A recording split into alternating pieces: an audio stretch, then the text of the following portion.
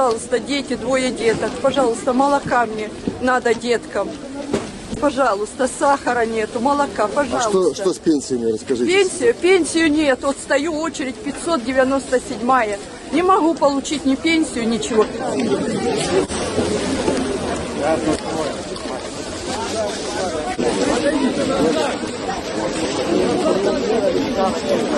Эти люди очень добрые и хорошие, раздают очень много еды.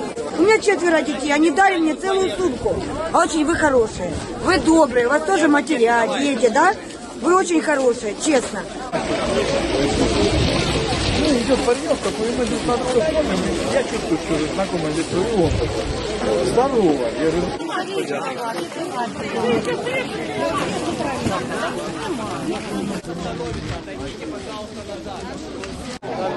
да я не могу здесь, что у вас тут человек выдает. Проходим туда. По национальности гречанка. Мы приехали 5 лет сюда с мужем, имеем фермерство. Нас задавили так местное государство, что уже просто сил не было. Муж еле держался, чтобы перед войной не уехать отсюда.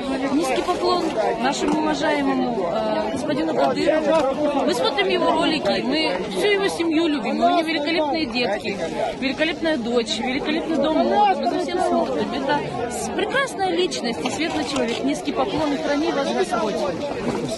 Вот так.